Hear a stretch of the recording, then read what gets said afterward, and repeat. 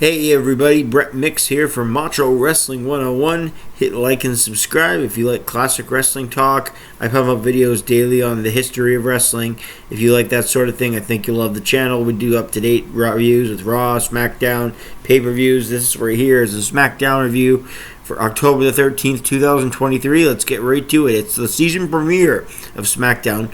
We all know the season premiere is usually on the first day of the year or the day after WrestleMania, but the company loves to do season premieres around the same time television programs do their season premiere, and that's in early October. So they've capitalized on the last 2 or 3 years. Any show that they can say is a special show, they will do. Doesn't matter what holiday it is. Doesn't matter if anything's happening in the world, pop culture wise, that's a serious issue. They'll make it a special. They do this obviously for ratings. And they're not picky about what they do it for. They'll do it for anything.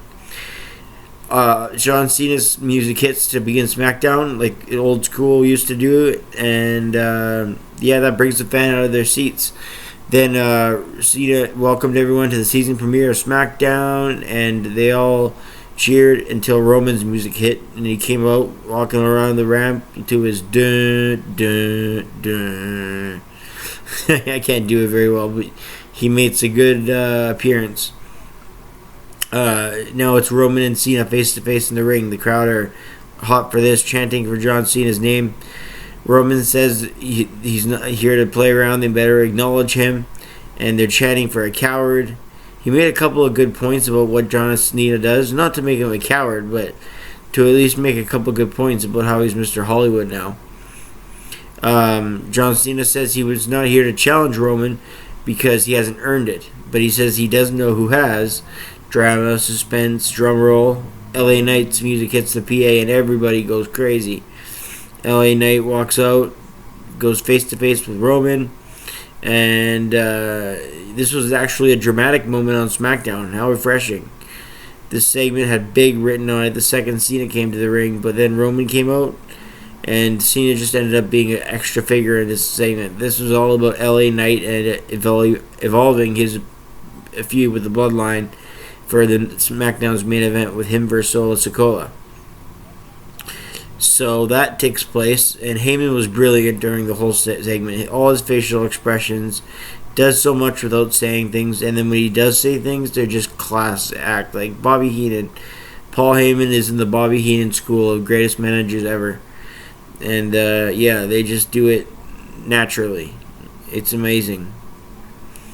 Back in the ring, Jimmy Uso attacked LA Knight from behind, then goes down. Roman tells Solo to end him, and then he comes back and says, "You're mine." And then that's where the challenge goes down for tonight's main event. We hear that tonight Grayson Waller and Austin Theory will challenge for the tag titles against Cody Rhodes and main event Jey Uso. And also next on the premiere is going to be Pretty Deadly versus the Belfast Brutes. So I get Billy and Chuck vibes from Pretty Deadly. They're brawling around the ring. Elton, Bruce, Ridge, and they went to a commercial break, and they come back from the commercial break. The Pretty Deadly was in control, and then Ridge Holland got a hot tag and displayed his dominance in the ring with him and Butch. Holland then tries a press slam to Elton. It's Pretty Deadly, landing on the apron. There's a massive suplex to Elton. Fans boo. I can't see them giving Pretty Deadly a strong push here, but they win the match. I give the match a rating a star and 3/4. Let's move on. Nothing terrible, just alright for a TV match. Carlito cuts a promo to a big pop. Lashley started by welcoming him back and challenging him. And that's not the match for next week. It's going to be Carlito versus Santez Escobar, I do believe. No. It's going to be Santez Escobar with Carlito in his corner as part of the LWO, and he will be taking on the Street Profits Montez Ford. That's the match for next week. Bayley and the Damage Control came out. Bayley was taking on Zelina Vega. Zelina's speed versus Bayley's power game would be the theme here. Zelina hit a couple 619s. Bayley with the offensive onslaught to Cena. And now Charlotte clears the ring. Great. More Charlotte as a face, too. Still talking about her 15th title reign. You know what's going to happen soon? I predicted in the Fastlane review that Charlotte's going to be holding that title by the time November comes. And the reason why I know that is because just look at how the commentary team is talking about it. It's obviously going to happen. They wouldn't have even brought up that 15 number if they weren't thinking about doing it soon. Nonetheless, Triple H was advertised as a... Well, first, let's finish that match. Bayley with an onslaught to Cena. Charlotte clears the ring. It's a no contest. I give that half a star. Charlotte as a face and coming after a title is something no one needs to see. Speaking of something to look forward to, next week on Raw matches should be good. Bronson Reed and Gunther. That'll be a good match this Monday. Also, it's Raw's season premiere, so they got to stack the card. Shayna Baszler, I also believe, is taking on Rhea Ripley, so that'll be interesting. Triple H comes to the ring and says Survivor Series is going to begin tonight, and I think he meant because he had pointed 2 general managers out, one for Raw, one for SmackDown. So that's teasing that we're going to get Raw versus SmackDown again.